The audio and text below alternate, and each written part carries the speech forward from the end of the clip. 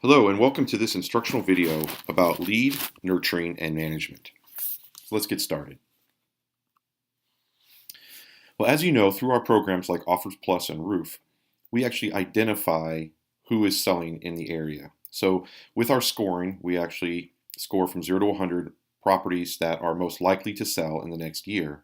And through programs like Offers Plus and Roof, we actually do what's called the First Touch campaign, where we reach out to all the property owners that we scored high to verify if they are actually looking to sell. This saves the agent a lot of time and energy and also allows them to focus on more qualified leads, people who have actually said, yes, I am looking to sell my home. So this presentation is more about what do you do after the first touch. So this is a quick guide to lead verification, follow-up, and closing. So before we begin, let's talk a little bit about what the first touch is. So the first touch is essentially done by offrs.com. And it's where we send out a survey through multi-channels, email, phone, and online ads, and ask the property owners to answer a few questions.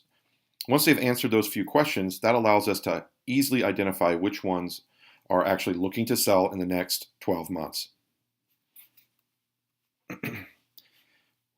Identifying a homeowner as a lead takes a lot of effort and a lot of time, and this is one of the things that we like to take off the plate of the agent. So we make thousands of phone calls, send out emails, hit homeowners with online ads to essentially drive them to filling out this survey. And after they fill out the survey, that information is then processed through our algorithm, and then we identify those homeowners that are most likely to sell this year and verified by actually having them fill out the survey. So where do you actually see these leads as we verify them? Well, if you're an Offers Plus user, you'll see it under leads. So you can click on leads and click view leads, and these leads will show up there. If you're a Roof user, it'll actually be under the Roof tab, again, view leads. When you actually view these leads, you'll see the property owner's name. You also see more information about that actual property, and then you can actually click on the property owner to learn more about that property owner themselves. You'll also see on the right side a way to update status of that lead. When you click on the property owner, you can learn more about who they are, the property itself, and also see if you've actually made any notes or done any marketing to date. Of course, the goal here is to track all activity with this property owner once we've identified them as a lead, and you can easily do that through our interface. If you want to actually keep this property owner top of mind, we highly suggest clicking on follow, and that'll allow them to add to your following list, or you can also easily add a note and set a reminder if you're actually looking to contact this property owner at a later date.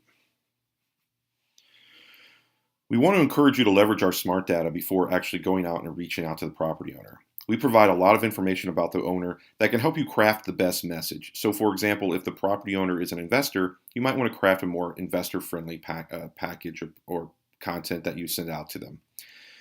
If they are married or if they have a high LTV, a loan-to-value ratio, these are all factors that you can actually incorporate into your messaging and perhaps find the best call to action that would relate to that property owner before sending out that first message.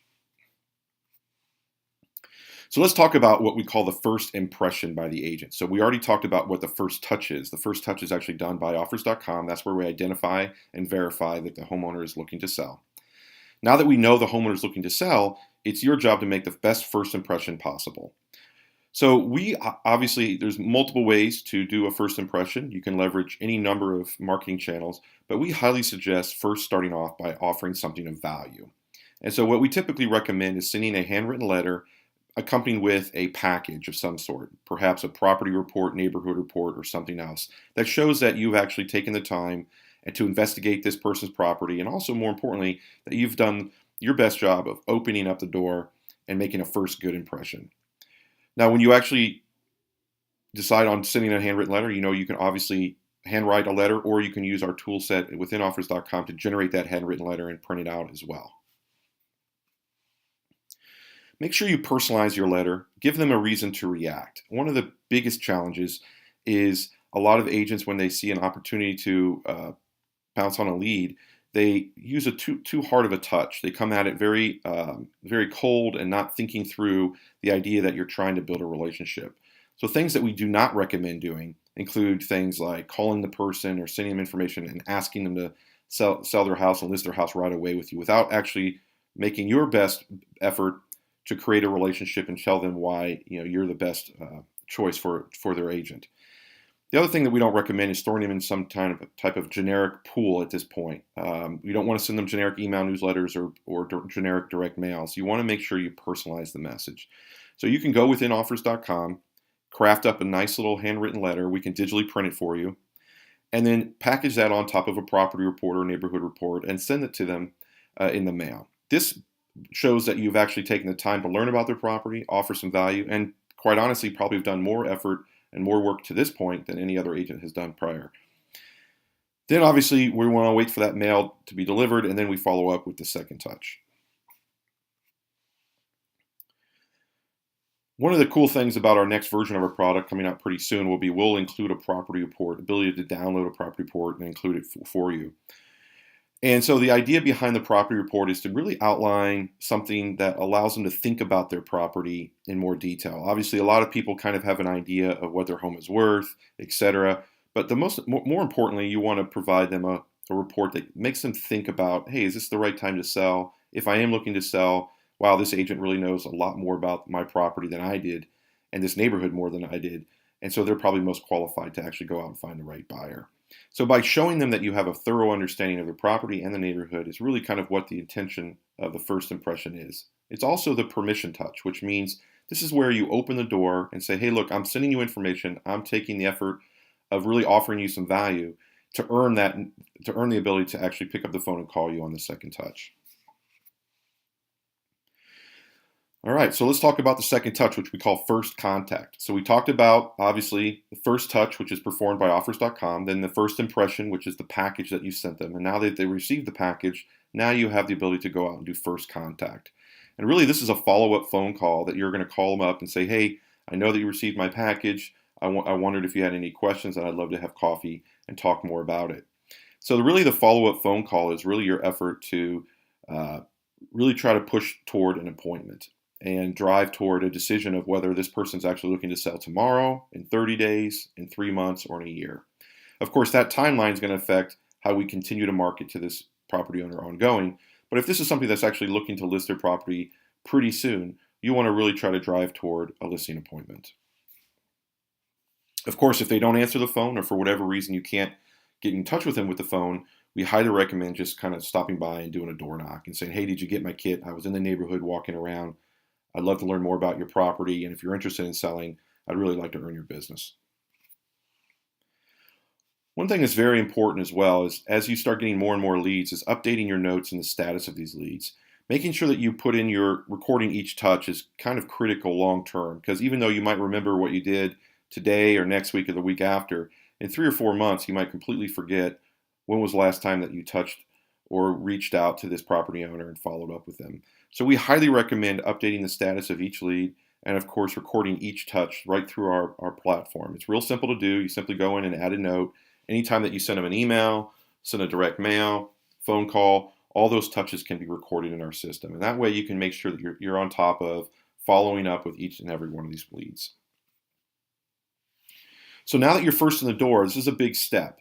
Now that you've introduced yourself and you've provided something of value and you've connected with the homeowner, we call that being first in the door. So now the odds of you getting that listing have increased dramatically, but it's not over yet. Obviously, unless that person is saying, yep, I'm ready to list my home, and you sign a listing agreement right then and there, you still have to now nurture that lead. Again, not every lead is looking to list their home tomorrow. They might need to think about things. They might have a timeline in mind. But whether they are thinking of selling in 3 months, 6 months, or 12 months, you do not want to lose that opportunity. So you want to continue to nurture the lead. So let's talk about nurturing leads. Nurturing the lead is really about measured follow-up. Obviously, you don't want to suffocate the property owner and call them every day, asking if they're going to list their home. You want to kind of set expectations with the property owner, understand their timeline, and ask qualifying questions, and then basically map up a nurturing program against that property owner. So if they're looking to list their home in 6 months or 12 months, don't set a reminder to call them in 6 months because they might forget who you are or lose your email or your phone number. You want to create a nurturing program, a sphere program that reaches out to them on a monthly basis at a minimum to make sure that you're top of mind and you don't lose that first in door status. So you have multiple types that you can leverage throughout the nurturing of the lead. We're going to walk through a couple of them here. So obviously email is a very powerful way to reach out to a lead. It's also a great way to kind of keep them in the loop on what's going on in the neighborhood. So we highly suggest when you're nurturing a lead to add them to a special sphere list that you can market to them specific things about the neighborhood, specific things that they're going to care about, and again, making sure that you're only one email away when and if they decide to list their home. Even though you've already talked to the homeowner and you have a relationship, we still encourage direct mail as a great way to, again, keep top of mind, to show them that you're actively marketing the neighborhood. So include them on your just list, just sold mailers. It doesn't cost a lot of money to make sure that they're always seeing your brand and seeing your name, reminding them that, hey, you know what, if I'm looking to list, I got to call them back. Social media is a great way to connect and to continually connect without that awkwardness or feeling that you're being sold. So social media is a really powerful platform that you can friend people on Facebook, comment on their feed, like their posts, and they'll always see your name and then consistently be remembered of you as an expert in the neighborhood, but more importantly, start to think of you as a friend or at least somebody that they can actually reach out to. So social media is a great way to create passive touches that don't feel intrusive and don't feel like you're suffocating the client and overselling. Online ads is another great way to actually keep the brand top of mind and being one click away from that owner. So you can actually add them to a targeted list and launch a Facebook or Google campaign to make sure that your ads are being seen by them on an ongoing basis. Similar to the direct mail and the email newsletter, always having your brand being seen in multiple places is again going to secure your position as first in door and again position yourself to being one click away from getting that listing. And finally, phone call follow-up is the most powerful way. Talking to a homeowner, understanding where their head is going to be the only way that you're ever going to really understand when and if they're going to list their home. But you don't want to call them every day or even every week. So make sure that your phone call follow-ups are measured, and also make sure you have something else to talk about. Don't just call them and say, hey, are you ready to list your home? Maybe have an update ready to share with them, or maybe invite them out to coffee. Maybe even invite them to something that has absolutely nothing to do with selling their home. Just include them in a local neighborhood barbecue or taking them to the football game or something like that. Again, you're building a relationship with somebody who has clearly said that they're going to list their home, and you verified that, we verified that, and you really are about earning the business at this point. So obviously this is where a lot of agents get confused on understanding how to create a nurturing program. And nurturing programs can be very simple to set up, and you can set your reminders and so forth. Or if you want to kind of customize your nurturing program, you can do that as well. But this is kind of a high level, what we consider a very aggressive but yet very sophisticated nurturing program that we would do with a lead. So it starts off with when you actually identify with that first touch campaign that this person is looking to sell. And then on day one, we're going to want to create that first impression mailer that we talked about. And then actually by day 7, they receive that mailer and we do our follow-up. Now this is, at this point, which is what we call the first contact, is where you're going to verify when and if this person is going to sell their home. Now they have answered the question, yes, I'm looking to sell, but that doesn't mean they're selling tomorrow or on day 30 or day 360. So this is where you actually have the ability to say, hey, look, I sent you over the kit. I'd like to get to know you. I'd like to learn more about your home. And more importantly, I'd like to be available for any questions that you have. And if and when you are thinking about selling your home, what's the time frame that you're thinking of? Now, at this point, if they're thinking about selling their home in the next few weeks, well, then you should obviously go and set up a listing appointment. If they kind of kick the can down the road and are looking at 3, 4, 5 months down the road, and they're not really ready necessarily to sit down and talk about listing their home and signing an agreement, then that's when you're going to want to actually push them into your nurturing system. Now, if the person doesn't answer the phone after you send them a kit, we obviously highly recommend going and visiting them in person and door knocking and saying, hey, how's it going, and introducing yourself. But once you've identified the lead as somebody who's not necessarily going to list right now, you want to put them into a pretty sophisticated nurturing system, which includes things like connecting to them in social media and monitoring your social media and every once in a while going and connecting, liking their posts, even commenting on their posts, etc. Adding them to a specific postcard campaign specific to people that are in your sphere, like a just sold, just listed campaign, to continually remind them of your success and your expertise in the neighborhood. Add them to a specific email list. Again, try not to add them into too much of a generic email list. Segment them out as hot potential leads that you're nurturing, what we call sphere marketing, to make sure that they're getting emails that may or may not necessarily be too generic but are specific to what they're looking at doing. Also, if there's something in their home that's maybe a house sold on their street or nearby, you can kind of update them real time on their price, on their neighborhood pricing, send them information, send them more reports, etc. Really establish yourself as the expert. And then, of course, repeat that every month. So day 30, day 60, day 90s, these are when they're going to be getting your direct mails and your emails. And again, following up with phone calls every 30 to 60 days is what we consider kind of what a soft follow-up. Again, trying to follow up with what they've committed to understanding is when they are potentially going to list their home.